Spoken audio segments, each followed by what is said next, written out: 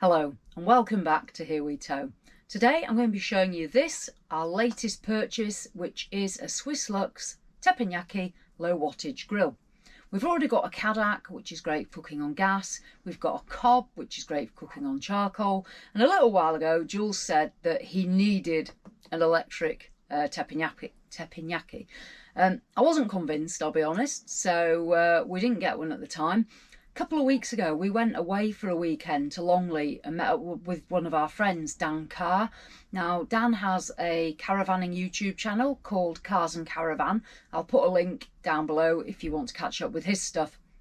But Dan had one of these, and I must say, he cooked us some amazing food over the weekend, so much so that I did actually say to Jules, I'm actually quite convinced by one of these.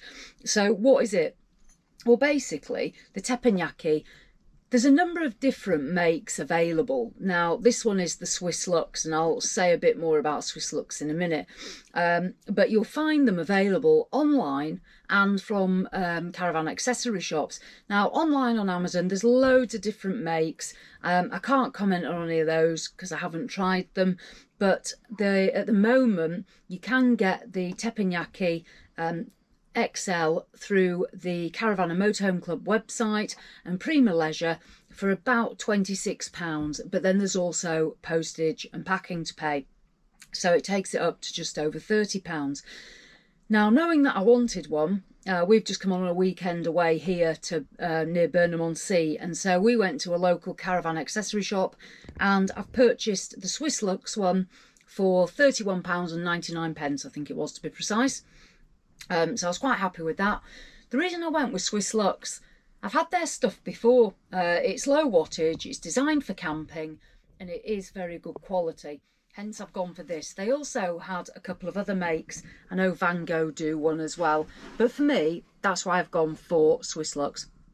It is the XL. There are different sizes available, and this is 1800 watts as well. So it's one of the higher wattage ones. You can also get this at 1500 as well. Sorry if I'm putting you out, Fudge. So this is how it comes boxed. It's got this carry handle as well, so it's easy to carry out of the shop. Obviously I did pay for it, I didn't just carry it out, but yeah, so it was easy to carry out. So if we open this up now, what I do like about the Swiss Luxx Teppanyaki is, as well as it just being the electric plate, it's also got a thermostat, so you can control the temperature on it, so it's not all or nothing, which again, a bit like a Caravan, you can control it. And the reason I wanted something electric was simply because sometimes you don't always want to be getting your Caravan out. You want to just plug this in. We've got an external plug socket in the garage, turn it on and off you go.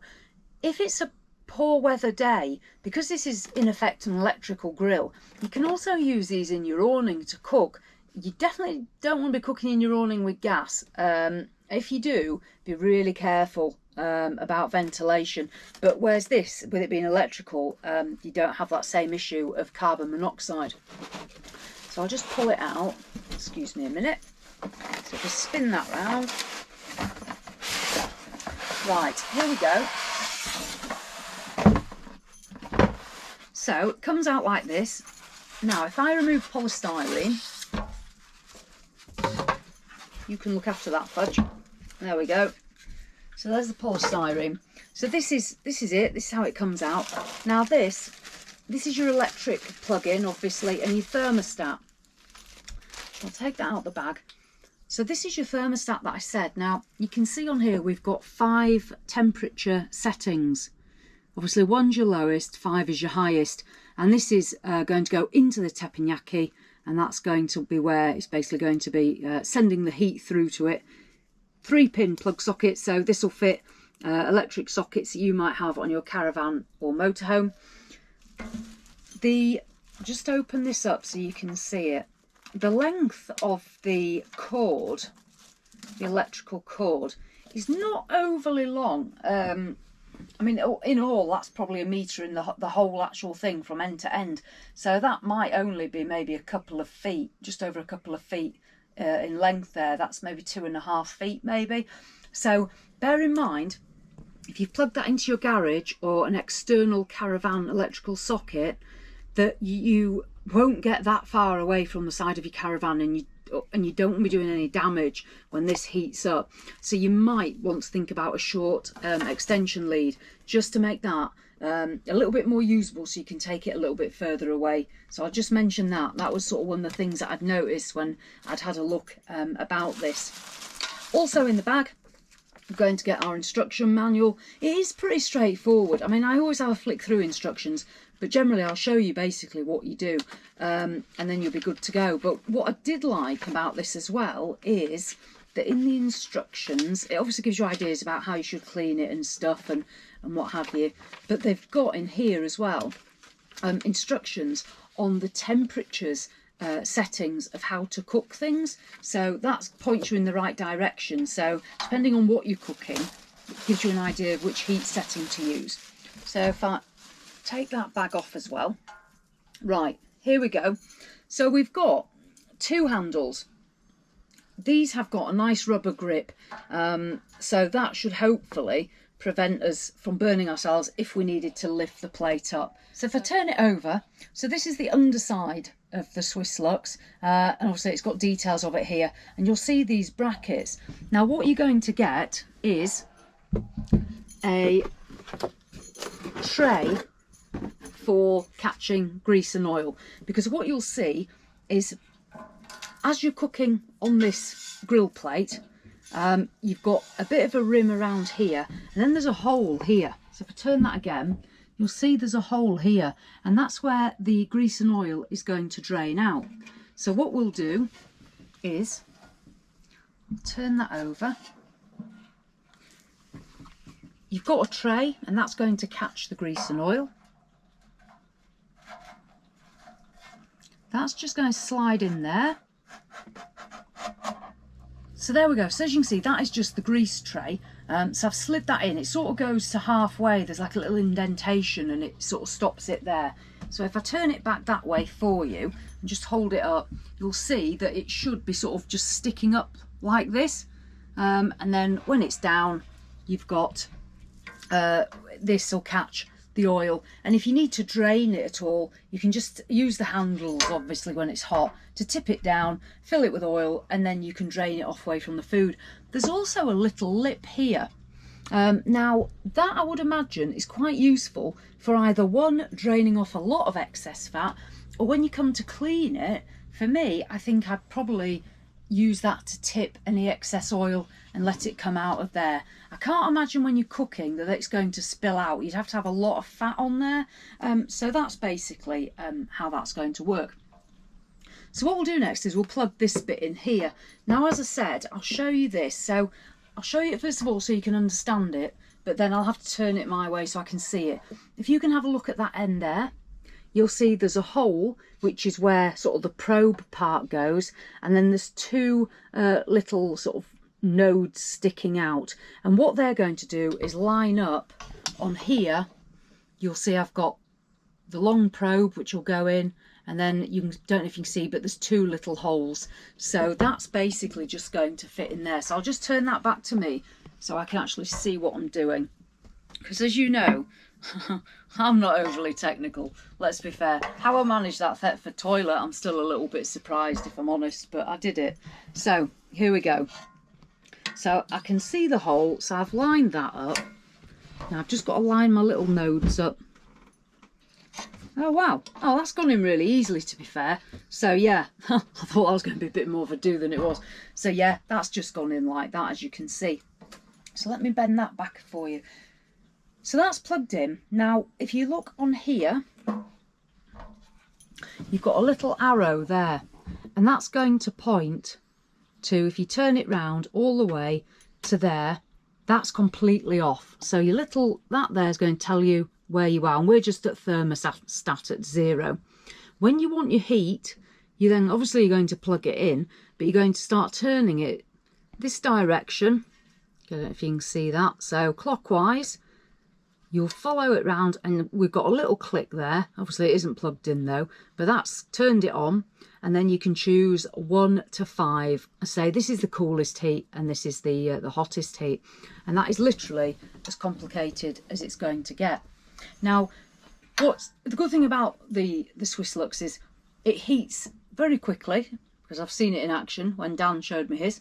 It heats very quickly. The heat comes all the way across. This is not sort of, you can't control the areas of heat, so you can't have this hotter and this cooler. There's not that sort of control.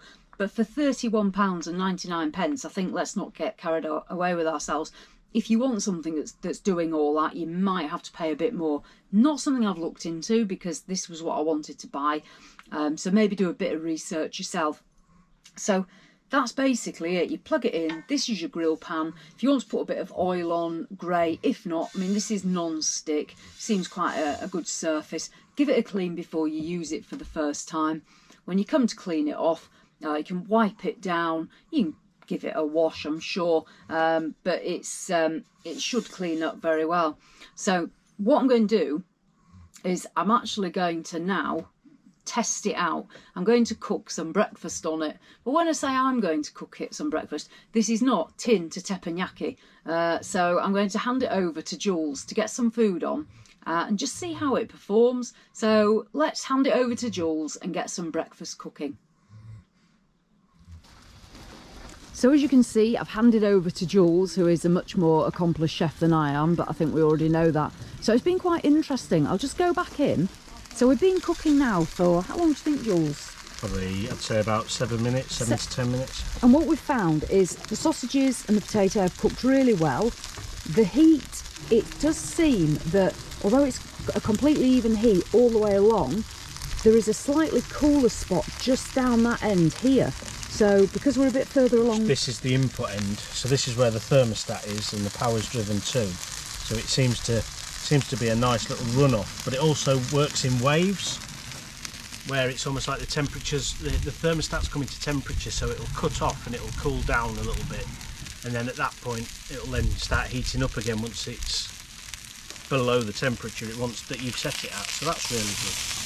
So it's quite good that you do have an area. As you can see, it's still sizzling away, so it's still, and we're only on power 1 still. 2. Are we on 2? Yeah. I think we're on 1.5. We're there, look. So it's absolutely phenomenal. So we're going to put on the bacon next, I think, are we, Jules?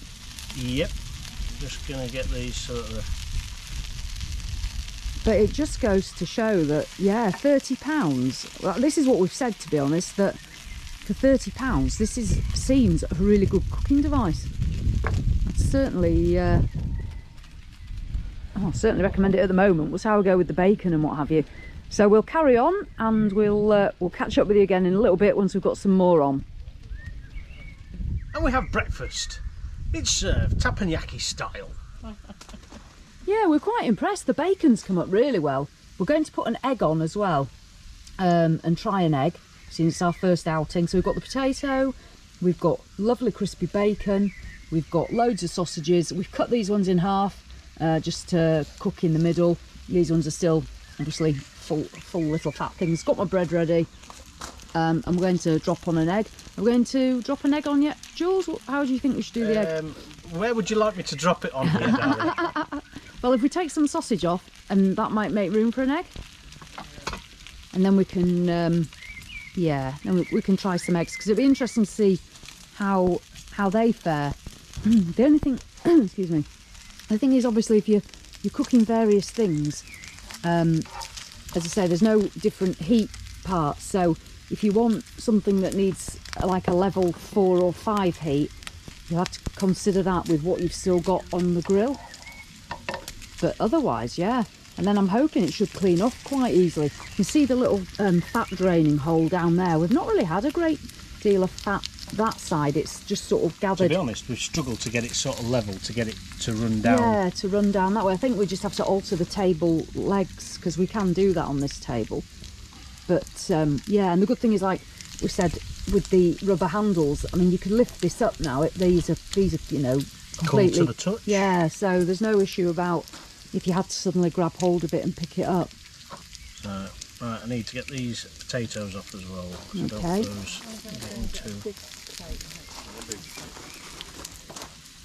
Get a big plate. You could... Right, so this is the egg going on. This is where levelling is quite important. And this is where we need to gauge whether we need to turn the temperature up or not. But that's cooking pretty quickly, nicely, isn't it? So get rid of the eggshell. Wow, look at that go.